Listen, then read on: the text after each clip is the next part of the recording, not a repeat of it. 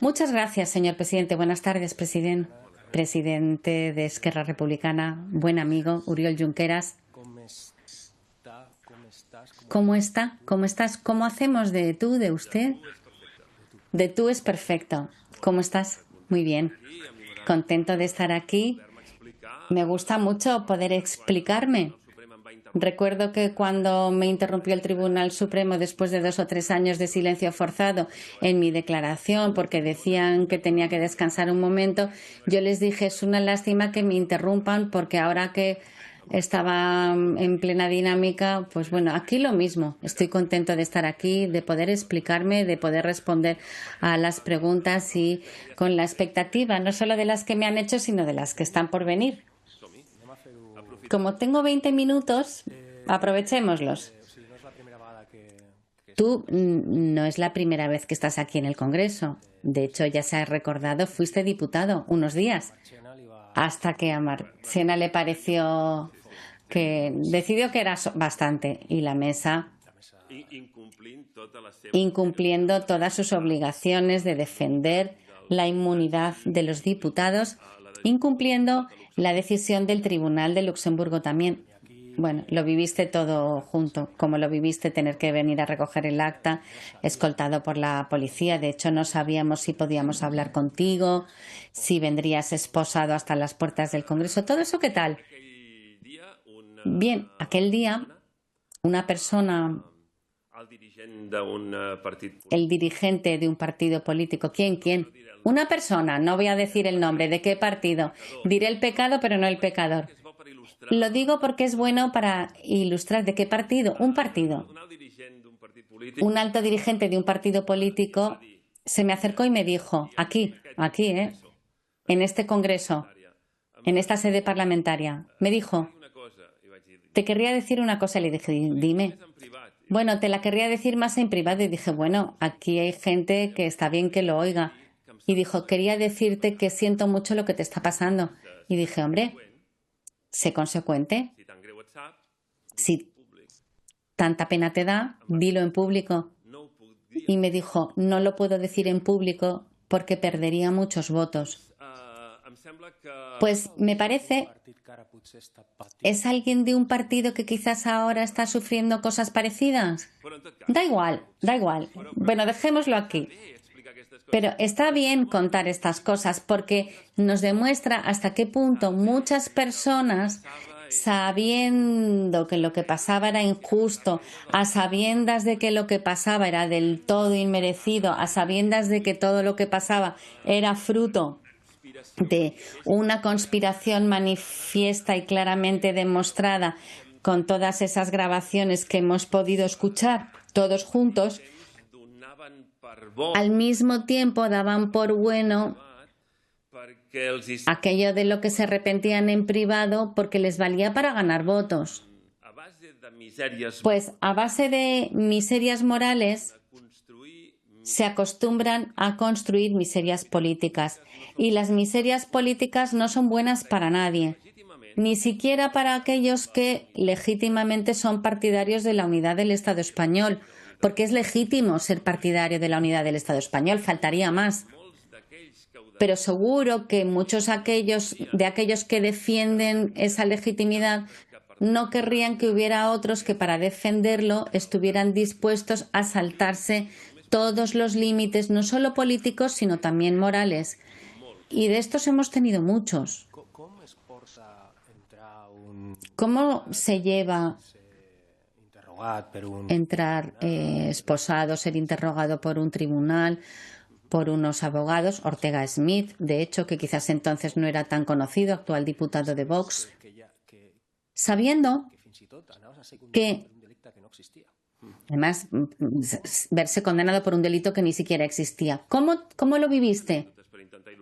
2 anécdotas para intentar ilustrarlo. Una, efectivamente, una de las acusaciones estaba representada por Vox y por ese señor al que se acaba de referir, que es un prófugo de la justicia. No puede ir al Reino Unido, a Londres. No puede ir al Reino Unido. ¿Y tú? ¿Tú sí puedes? Yo sí. Los que me acusaban a mí no pueden ir al Reino Unido, pero yo sí. Lo cual está bien. porque el juicio y la condena injusta ha servido, por ejemplo, para abrir puertas que siempre habían estado cerradas antes. Puertas de representantes de gobiernos de muchos lugares del mundo a los que nunca se le hubiera ocurrido recibirnos y escucharnos antes y hablar con nosotros, y que ahora lo hacen con toda la convicción del mundo, digámoslo claro. Así que de todo se puede sacar algo positivo, también de eso. Una de ellas, insisto, es que uno de los que nos acusaba es prófugo de la justicia en el Reino Unido, ¿sí? Y nosotros no. Y con respecto a la declaración de cómo se lleva eso de declarar ante un tribunal, la anécdota que quería contarle, la primera declaración que nos la tomaron en ausencia de nuestros abogados. Nos hicieron declarar sin que nuestros abogados estuvieran presentes. Y eso lo validó el Tribunal Supremo. Validó que hubiera declaraciones hechas sin la presencia de los abogados. Y los abogados no estaban presentes porque en aquellos momentos estaban asistiendo a otra vista ante otra instancia judicial, en este caso ante la audiencia. Por lo tanto, escuche, cuando se construye un proceso sobre declaraciones hechas en ausencia de los abogados y sabiendo, aquel juez en concreto decía que era indiferente si no estaban los abogados, creo que casi todo queda dicho. Pero en este caso no queda todo dicho, porque fueron tantos los abusos, los incumplimientos, que, insisto, el listado sería interminable, pero algún día tendremos la ocasión de ir hablando de todo eso. Pero se lleva con convicción, si esa es la pregunta. Hicimos lo que correspondía, lo que era justo, lo que tocaba, en defensa de la democracia y en defensa de la libertad, en defensa de los derechos fundamentales, en defensa de la justicia y, por lo tanto, con mucho orgullo. Hablando de convicciones, tú has estado 4 años en el talego, chupando talego. 4 navidades, ¿no? 4 cumpleaños de muchísimas personas a las que quieres. Y parece ya objetivo decir que por la cara, por defender unas ideas, unos ideales. ¿Tú crees que todos esos patriotas, me da igual la bandera, pero patriotas, muy patriotas, que están todo el día con la bandera y defendiendo su país, con un patriotismo de tipo tóxico y débil, pero con su patriotismo, ¿tú crees que estarían 4 años en el talego defendiendo sus ideales, o de repente alguno aparecería por allí con una estelada? Pues mira, permíteme decir que muchos de ellos no son capaces ni de mantenerse en su propio partido. Tú conociste a mucha gente del PP en la cárcel. Sí, a muchos. Gente del PP en la cárcel, había muchos. Es un buen sitio entonces para conocer gente del PP. Y dice, pues sí, conocí a muchos. Tendría que añadir también que probablemente de los más inocentes de todos. ¿Ah, sí? Sí. Que probablemente estaban allí precisamente para cubrir las culpas de otros que no están. Sí. ¿Y qué tal? A nivel personal, gente encantadora. Ah, sí, educada, sí, amable. Con algunos de ellos tuve la oportunidad de darles clases variadas, sí. ¿A quién? Pues entre muchos otros, a personas tan conocidas como Bárcenas, Rato, sí. ¿Clases de qué? Clases de historia. De contar billetes no, de contar billetes no. Entre otras cosas porque nos prohibieron dar clases de matemáticas. Pueden usarse para delinquir. Es la respuesta oficial que es la respuesta que nos dieron. Ellos sí. Ostras, esta gente al menos es consecuente con lo que hace habitualmente. También nos prohibieron dar clases de historia. Y también nos prohibieron dar clases de filosofía. Cuestionar el orden existente. Fem broma, però tu... No es broma. No es broma.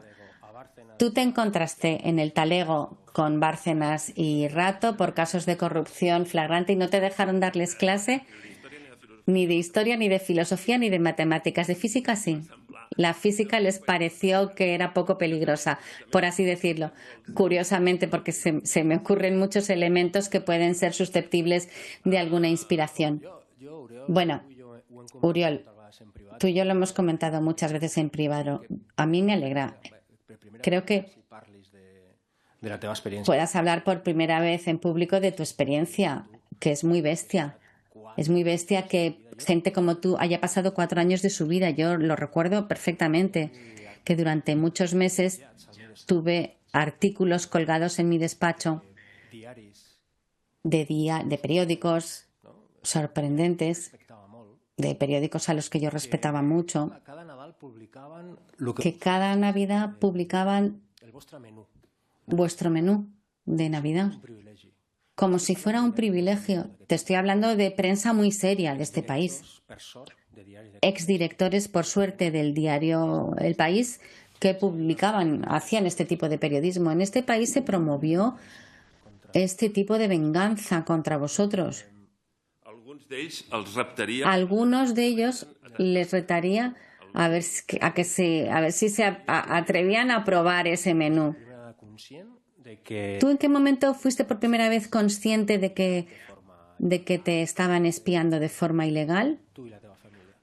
Tú y tu familia. ¿Quién te avisa cuando lo ves? No, yo lo constato, entre otras cosas, porque en aquellos primerísimos momentos seguramente las técnicas que utilizaban eran tan poco sofisticadas que hacía que en alguna ocasión, cuando yo llamaba a alguien, por ejemplo, si me hubiera llamado el señor Hernando, el señor Parra, y mientras le llamaba, ellos todavía no habían contestado, saltaba una grabación donde se oía mi conversación anterior con el señor presidente de la comisión. Eso me había pasado unas cuantas veces y, por lo tanto, era evidente que había alguien, probablemente algunos, más de uno, que pinchaba el teléfono, sí. Tú fuiste, como se ha dicho, vicepresidente del Govern, de aquel gobierno, que de hecho tuviste la responsabilidad otorgada por parte del presidente Carles Puigdemont, por aquel entonces, del Govern, que te otorgó el poder para poder organizar el referéndum del 1 de octubre en sede parlamentaria.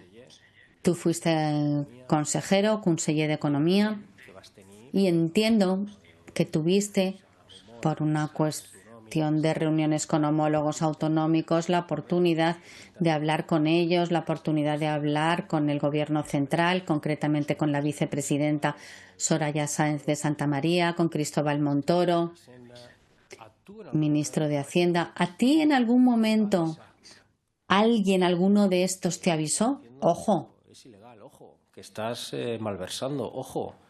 ¿O no? No, mai. No, nunca. Voldria dir alguna cosa. Querría decir alguna cosa. Una, en aquella época, 2016, 2017, y en todos los años posteriores, desde el 2016 al día de hoy, Cataluña cada año ha batido el récord de exportaciones, año tras año. En aquellos años también, a pesar de las enormes dificultades económicas generales que atravesaba el mundo en plena crisis que todavía arrastraba las subprimes, y en el punto quizás más hondo de todos, el año 2013, Cataluña era capaz no solo de batir el récord de exportaciones, sino que hacía crecer su PIB cada año. Cada año hemos batido el récord anterior del PIB en los años de la COVID, y que Cataluña está en récord de inversión extranjera y en récord de tasa de ocupación femenina, ¿sí? Por lo tanto, a pesar de todos los argumentos que se han repetido con la esperanza de que, repitiendo mentiras, al final se harán pasar por una verdad, Cataluña batía año tras año el récord de inversión extranjera, de tasa de empleo femenina, de exportaciones, y creo que es importante que eso se recuerde. Y luego, además, yo tuve la ocasión también de coincidir con diversos consejos de política fiscal y financiera, con esas personas a las que acabas de citar. Y yo intervenía hablando de economía, y después de cada intervención en cada uno de esos consejos de política fiscal y financiera, les recordaba que les íbamos a hacer un referéndum. Siempre, siempre se lo dije. Siempre se lo dije. Potser no s'ho van voler creure.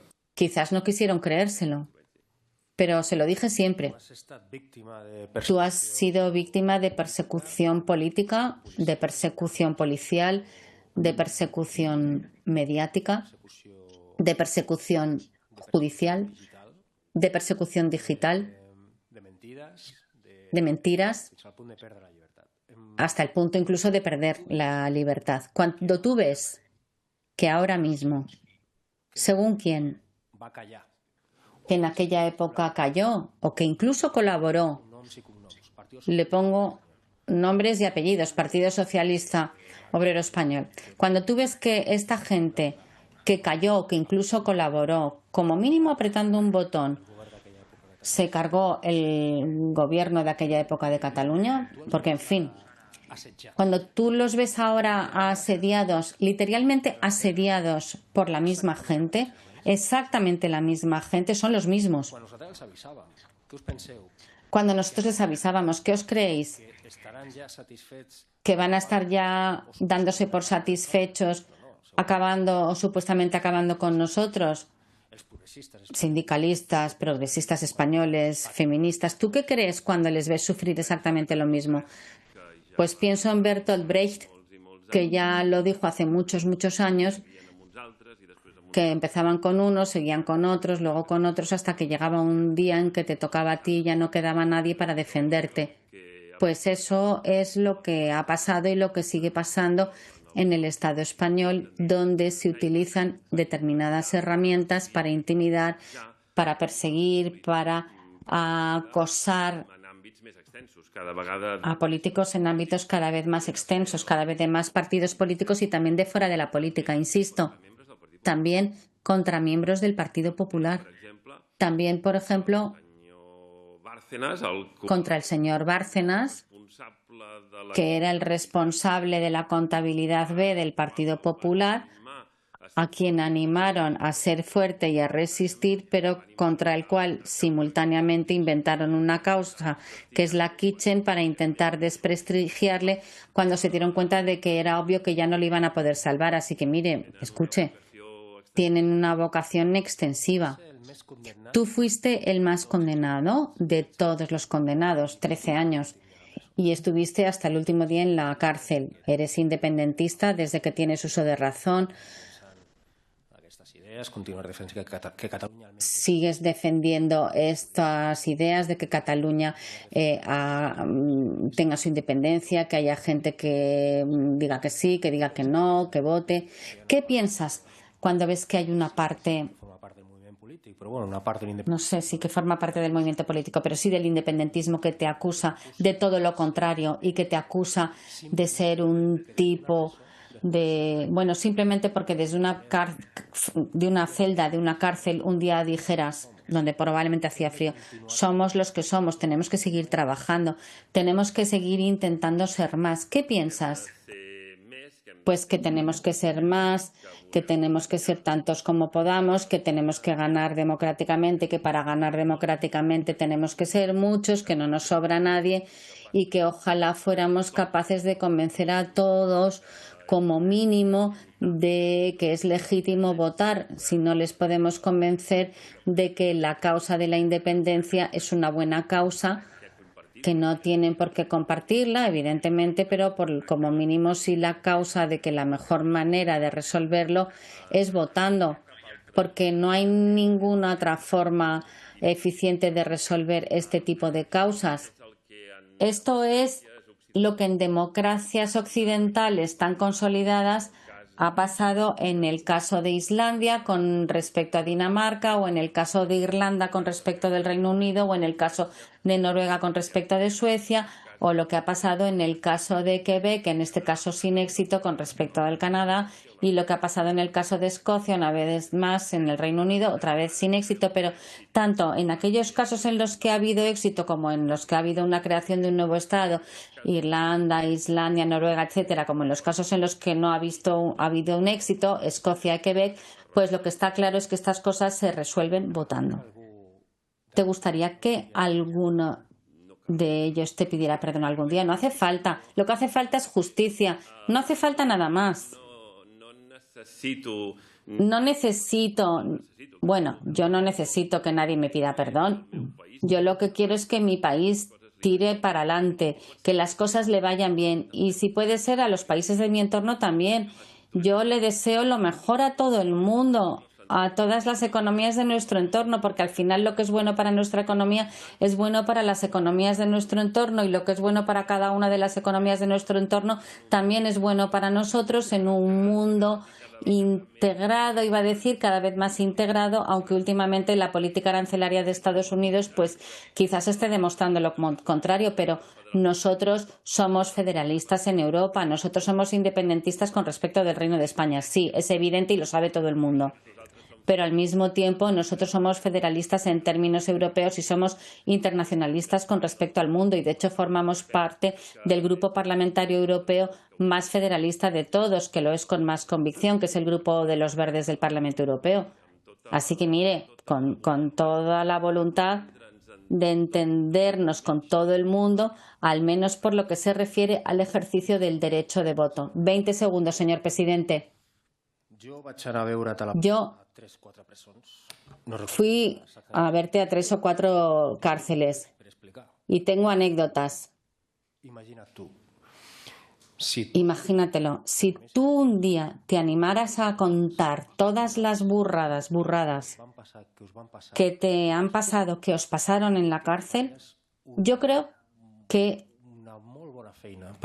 harías un excelente trabajo para la democracia, tanto de este país como del nuestro. ¿Por qué? Porque esto nunca debe volver a repetirse, nunca debe repetirse. Con la bandera que sea, tengas las ideas que tengas. Ojalá, ojalá. Muchas gracias. Seguiré tu consejo.